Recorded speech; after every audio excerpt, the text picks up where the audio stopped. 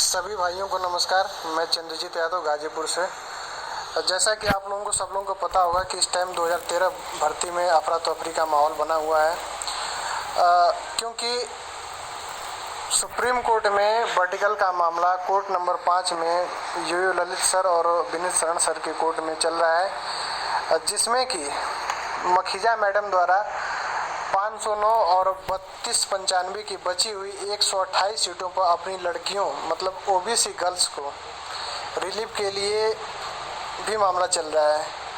जबकि आप लोगों को पता होगा कि 2606 लड़कियां जो ओबीसी की एक्सेस हैं, उसको भी अभिषेक यादव और राजकुमार के नाम से 2 आईए डाली गई है। और ललित सर ने जो बोला था रिटन सबमिशन करने के लिए, तो दोनों आईए सेम है और इन दोनों आईओ के द्वारा रिटन सबमिशन जो किया गया था उसमें एक्सेस लड़कियां जो हैं उनका मामला दर्शाया गया था। और इन दोनों रिटन सबमिशन को ललित सर ने अच्छे से पढ़ा भी है और इस मामला को आप समझ भी चुके हैं कि ओबीसी की जो लड़कियां एक्सेस गई थी उससे हॉरिजॉन्टल और वर्टिकल दोनों मामला काफ़ी बिगड़ चुका है। अब आते हैं पीछे के मैटर पे, थोड़ा प्रकाश डालते हैं। जो 2013 भर्ती के पीछे का मैटर है उसमें पीके सिंह भी गए थे कोर्ट, सुप्रीम कोर्ट। उनको लोगों द्वारा गलत गाइडेंस किया गया और उनकी आईए जो है खारिज हो गई। अब वो स्पेशल रिट के थ्रू गए हैं वहाँ, जिसमें कि उन्होंने 982 की मांग की है और जो उनका हक भी है 982 उनको मिलना चाहिए, ये उनका लीगल पॉइंट है। अब अगर हम इसके बयान चलते हैं तो बात करते हैं उपेंद्र तोमर की। उपेंद्र तोमर भी सुप्रीम कोर्ट गए थे, लेकिन वो गलत तरीके से गए थे और उनकी रिट डिस्पोज हो गई। नॉट ज्वाइनिंग की मांग करने गए थे तो उनकी भी रिट डिस्पोज हो गई। अब बात यहाँ पे पीके सिंह की हो रही है। पीके सिंह अब गए हैं 982 की मांग करने और 982 को अब जज साहब ने अच्छे से समझ भी लिया है कि हाँ ये पीके सिंह की ही 982 थी, मतलब कि जनरल कैंडिडेट की, और उस पर जज साहब ने नोटिस भी इशू कर दिया है। अब बात करते हैं वाइटनर गर्ल्स की। वो भी उसमें एसएलपी के थ्रू लड़ रही हैं और वो उनका हक भी है, उन्हें मिलना भी चाहिए। अब बात करते हैं नॉट ज्वाइनिंग और वेटिंग की। तो इसमें नॉट ज्वाइनिंग और वेटिंग दोनों को साइड में रख दिया गया है, क्योंकि ललित सर जब से राजकुमार और अभिषेक की आईए पड़ी हुई है वो रिटन सबमिशन पढ़ के सब कुछ मामला समझ गए हैं और सीधे वो इंदिरा साहनी और दारिया पे खुद ही बिना किसी के कहे वो भाग गए हैं और मैटर को अब वो अच्छे से समझ चुके हैं कि ये मैटर क्या है। और वो इस बात को भी समझ चुके हैं कि इस एक्सेस के मैटर से सारा रिजर्वेशन जो है ख़राब हो चुका है।